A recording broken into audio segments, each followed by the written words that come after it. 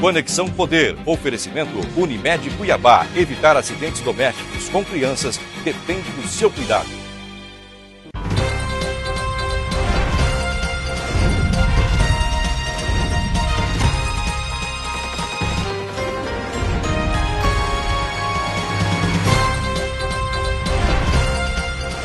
Oi, boa noite. O Conexão Poder deste domingo recebe a desembargadora Maria Helena Povas, vice-presidente e corregedora do Tribunal Regional Eleitoral, o TRE de Mato Grosso. Vamos conversar sobre os processos que tramitam na Justiça Eleitoral de Mato Grosso e os registros de candidaturas, os polêmicos registros de candidaturas. Fique com a gente, o Conexão Poder deste domingo está no ar. Considerada linha dura, a desembargadora Maria Helena Povas assumiu a corregedoria do TRE em abril do ano passado. Ela tem a difícil missão de conduzir o processo eleitoral em Mato Grosso neste ano e deve enfrentar duros embates e polêmicas, principalmente em relação a propagandas irregulares e a registros deferidos ou não de candidaturas. Participam também dessa entrevista a jornalista Laíse Souza, do site Repórter MT, e também o ouvidor da Assembleia Legislativa, jornalista Fábio Monteiro. Boa noite, desembargador, obrigado pela presença. Como é que o TRE vai agir para fiscalizar nessas eleições um estado gigantesco como Mato Grosso, com uma estrutura desse tamanho no TRE? Boa noite a todos, é um prazer estar com vocês e com os nossos telespectadores. Eu quero dizer que nós fazemos a parceria mais interessante da história, que é a parceria com o cidadão, conclamando o cidadão a nos ajudar. Nós fazemos o nosso dever de casa. Qual é o nosso dever de casa? É até o limite das nossas forças, digamos assim. E quais são essas forças? Essas forças são as forças que sempre estiveram conosco como grandes parceiras em eleições anteriores. Polícia Federal, Polícia Civil, Polícia Militar, Corpo de Bombeiros, enfim, todo esse aparato da segurança pública em Mato Grosso é nosso parceiro em todas as eleições. E continuará sendo nesta, com muito mais razão ainda, que é uma eleição da magnitude desta. Agora, o plus a mais é conclamar o cidadão, a sociedade, para que venha somar conosco nesse processo de fiscalização. Para isso, o tribunal criou algumas ferramentas que disponibiliza ao cidadão. Uma delas, chamada do Pardal, que é aquele que todo cidadão pode baixar no seu celular e, a partir do momento em que ele passar numa esquina e observar uma conduta delituosa, ele pode fotografar, ele pode filmar e envia aquilo imediatamente ao tribunal. A partir daquele momento, aquela imagem não será mais de domínio dele, mas de domínio do tribunal, que irá checar a procedência da denúncia com muito mais tecnologia do que no passado, porque agora nós teremos o GPS nos mostrando exatamente o local. A Polícia Federal irá, no mesmo momento, checar a veracidade daquela denúncia e nós encaminharemos ao Ministério Público. Qual que é o maior desafio de fazer uma eleição como essa, que é uma eleição que só o TRE praticamente jurisdiciona? Porque a eleição de governador, deputado estadual, federal, é a competência do TRE. E a dificuldade do TRE é com um número reduzido hoje de juízes membros. Veja bem, nós estrutura desse tamanhozinho que eu falei, né? Justamente. Pois é. É preciso entender que essa estrutura desse tamanhozinho... Bendito o WhatsApp, hein? Olha aí, a turma do interior vai mandar um WhatsApp pro TRE. Escuta só. Essa estrutura desse tamanhozinho é a estrutura do tribunal, que não está hoje tão pequenininha, porque a presidente Dilma acaba já de indicar um para a categoria indicado pela classe dos advogados. Mas é preciso saber que cada localidade, cada zona eleitoral fora da capital, o juiz comandará a eleição.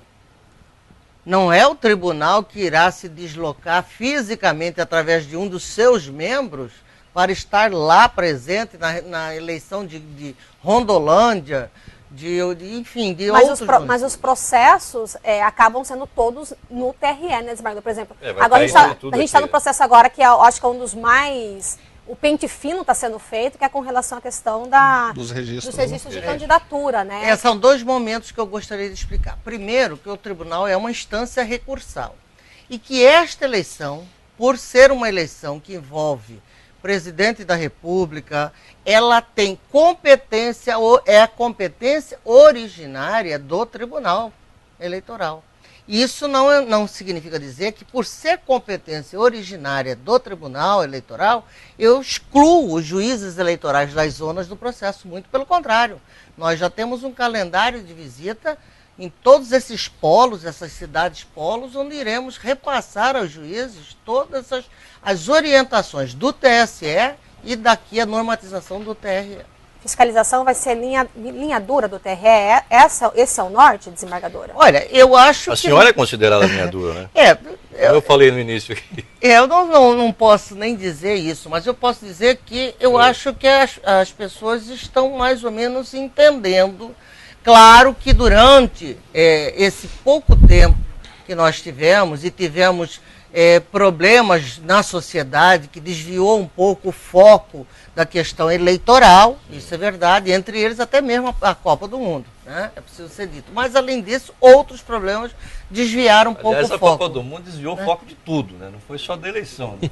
Todos os problemas que o país tem. Isso também inibiu, o cidadão ficou despreocupado com isso.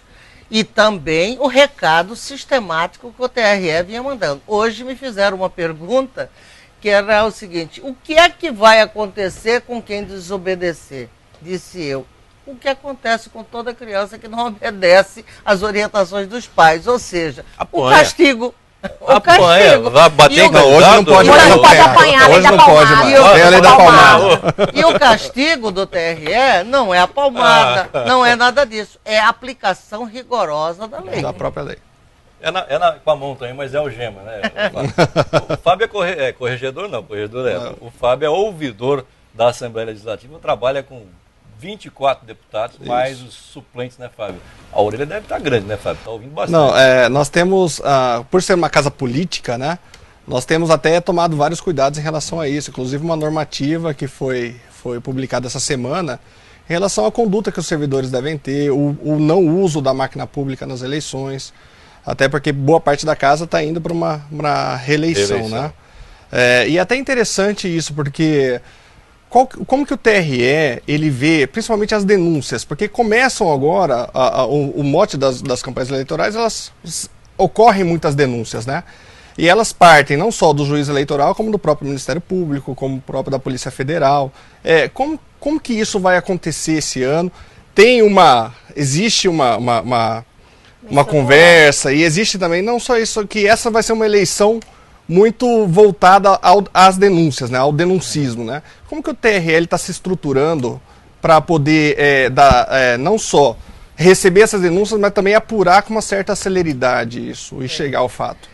Bem, nós temos, eu outro dia fui visitar o legado deixado pela Copa do Mundo à Secretaria de Segurança Pública no que concerne ao aparato que hoje dispõe a Secretaria de Segurança Pública. E confesso que me surpreendi positivamente. Aquelas carretas de monitoramento via satélite? Não, aquelas salas todas de monitoramento. De monitoramento, né? Ainda brincávamos, eu e outros juízes, que hoje em dia não dá mais na rua nem para se coçar em lugares inapropriados, porque a câmera está ali.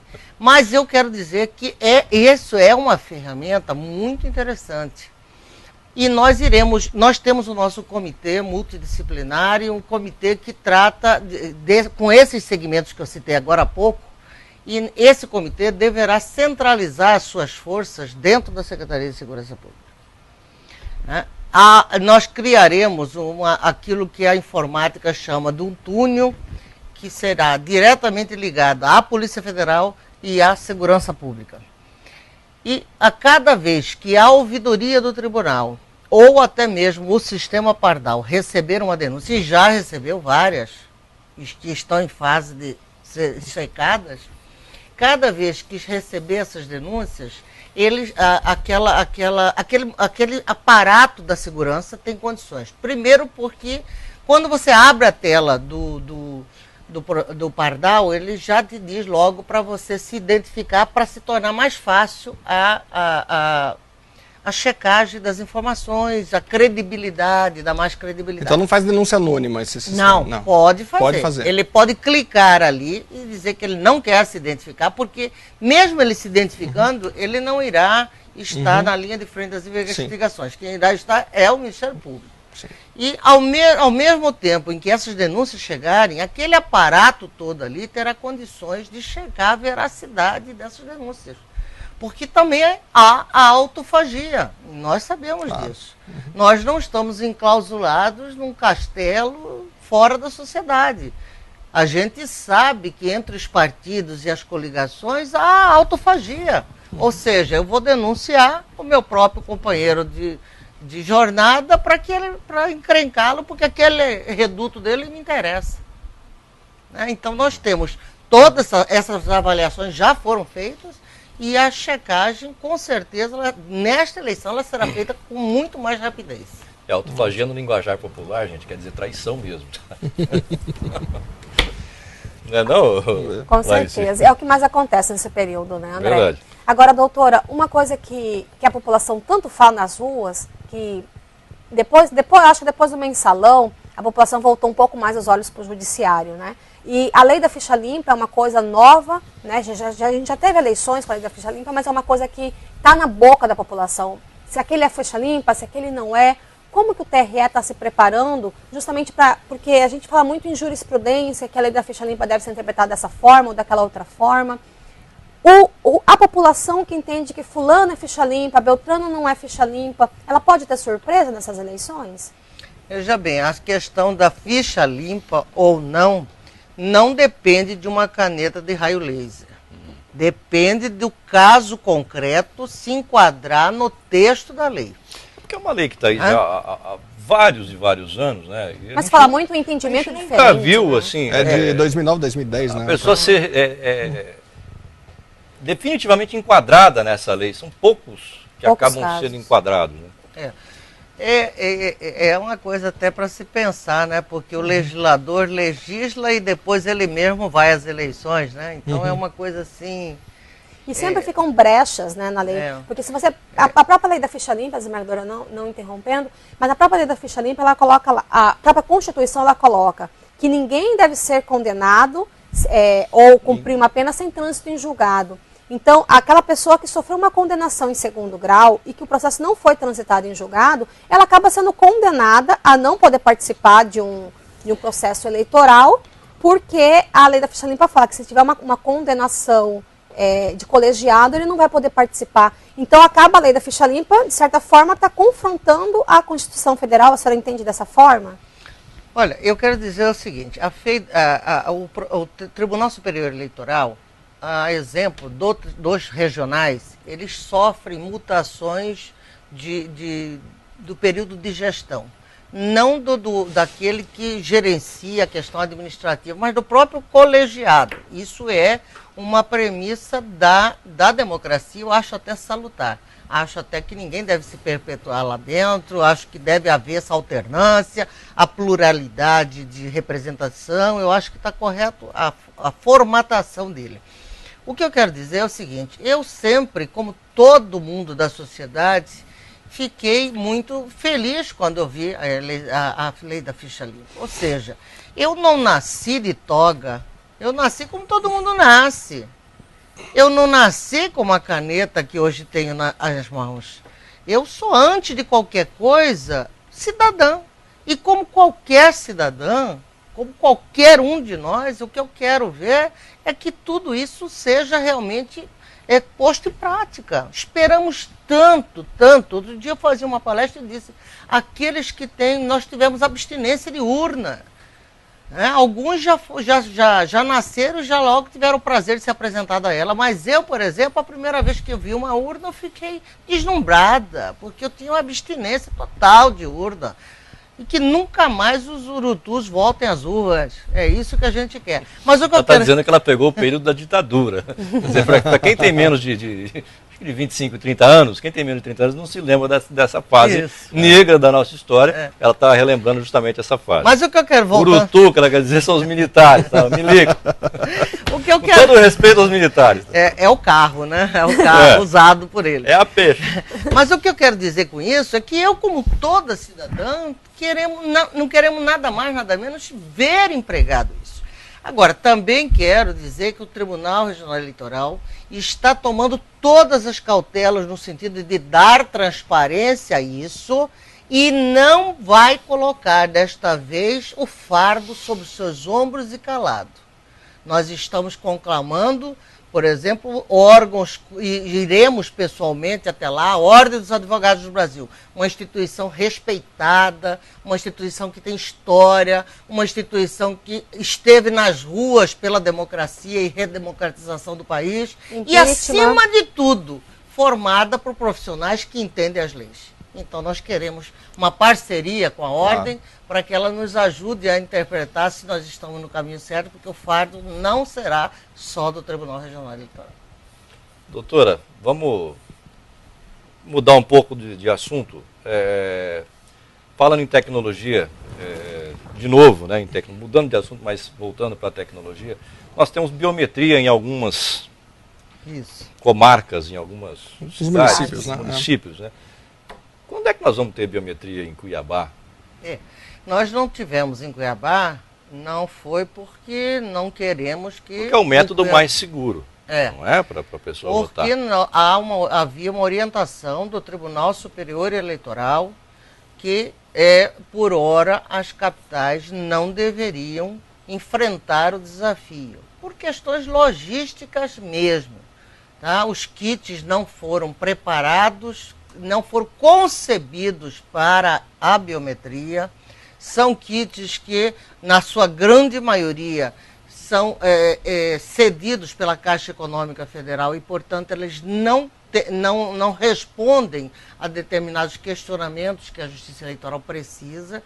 Então, por orientação do Tribunal Superior Eleitoral, nós deveríamos começar em zonas eleitorais pequenas, fazer um pequeno teste com uma de porte médio, como fizemos com Rondonópolis, para passarmos a seguir com Cuiabá. A única exceção aí foi São Paulo, que por conta e risco próprio, em razão do seu enorme vasto eleitorado, fez ordinariamente e não extraordinariamente, como determinava o TSE. Hoje, você só tem pelo menos uma média de quantos municípios serão pelo método da biometria? Já tivemos em torno de uns 10, aproximadamente, 21. Mas qual é a previsão? Minha assessoria me informa, 21 já vão votar, inclusive Chapada de Guimarães. Então, qual é a previsão de se ter essa biometria integralmente, né? Agora o TSE já entendeu em todo o estado. Que não Porque a gente sabe, né, Fábio, que lá no interior, naquela cidadezinha pequena, morto vota, meu amigo. O morto vota. É isso que tem que acabar. Não é, corregedor? Claro. Ou estou enganado? Agora ele só vai votar se ele tiver a mesma... O dedo ali. Corta o dedo do morto e põe na urna. Agora eu quero ver. As mesmas marcas biométricas. Mas o que acontece é o seguinte, nós fomos responsáveis, levamos ao TSE, tentando sensibilizá-los, que cada estado tem uma peculiaridade. Não só o caso que você levantou, que precisamos dar um basta nisso há muito tempo, não é agora, mas há muito tempo. Quanto mais nós aperfeiçoarmos o sistema, melhor. Mas São Paulo tem o problema da imensidão do eleitorado.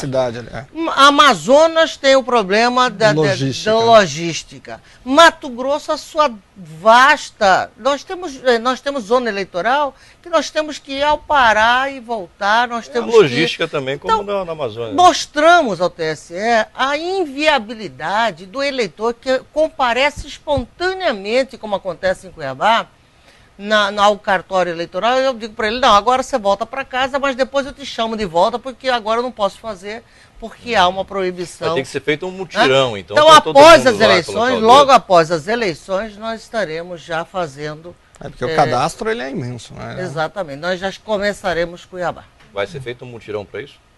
Vai ser feito, nós temos... Ou vai esperar o cidadão pegar? Não, eu vou lá no cartório, hoje eu não vou, né, Laís? Amanhã eu tenho outra coisa, Fábio, aí eu não posso ir hoje. Aí na véspera da eleição ele quer fazer, aí vira aquele inferno. Né? Mas aí também o tribunal não pode buscar ninguém a laço em casa.